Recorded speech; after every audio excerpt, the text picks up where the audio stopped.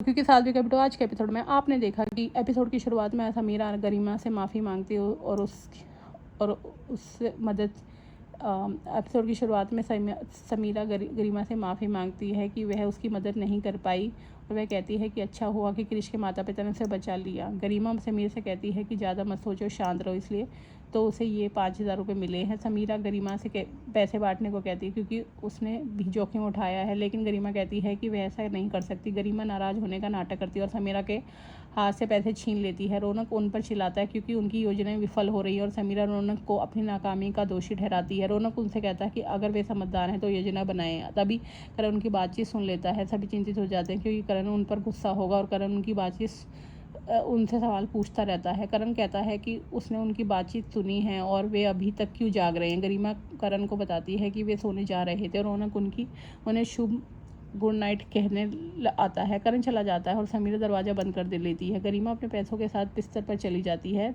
तब दामिनी और शोभा बारिश होने के कारण खिड़की बंद करने आती हैं और शोभा दामिनी को बताती है कि मम्मी अरुंधति से मिलने गई है क्योंकि उसकी तबीयत ठीक नहीं थी। दामिनी शोभा को बताती है कि माँ ने अरुंधति के साथ 10 साल बिताए और शोभा कहती है कि मम्मी सबकी बहुत परवाह करती है और शोभा दामिनी को तेज बिजली कड़कने की आवाज़ सुनाई देती है। करण गरिमा और समीरा से रौनक के बारे में पूछता है और नंदी करण को बताती है कि उसने उसके दोस्तों से बात की और लेकिन उनके पास कोई जानकारी नहीं है। करण नंदिनी, समीरा और गरिमा को लापरवाह महिला कहता है। करण को एक अज्ञात नंबर से कॉल आता है और उसे पता चलता है कि रौनक 3 करोड़ रुपए की धोखाधड़ी के आरोप में जेल में है।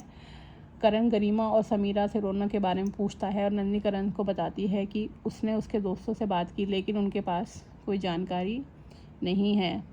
करण पुलिस का बचाव आरोप जेल में है। करण पुलिस का बचाव करता है और सबूत मांगता है। पुलिस करण को बताती है कि जांच जारी है और जल्द ही रिपोर्ट मिल जाएगी। करण बेचैन हो जाता है और थाने में चिल्लाने लगता है। पुलिस करण को जमानत के आवेदन करने की सलाह देती है। रौनक करण को बताता है कि कोई उसकी बदनामी कर रहा है। करण रौनक को भरोसा दिलाता है कि वह उसे जेल से बाहर निकाल लेगा और पता लगाएगा कि उसके बेटे की बदनामी कौन कर रहा है। नंदी करण से कहती है कि उन्हें जमानत नहीं लेनी ही होगी। अगर यह जानकारी लीक हुई तो परिवार को शर्मिंदगी झेलनी पड़ेगी। नंदी चिंतित है कि वह रौनक के नाम पर कलंक नहीं देखना चाहती। करण नंदिनी को बताता है कि वह जानता है कि इस समय कौन उसकी मदद करेगा। वह हेमंत को मदद के लिए फ़ोन करता है। करण हेमंत को बताता है कि वह टिकट भेज रहा है, लेकिन हेमंत को बहुत मुश्किल होती है क्योंकि फैक्ट्री में निरीक्षण है और हेमंत करण को गौतम से बात करने की सलाह देता है जो भारत का सबसे अच्छा वकील है।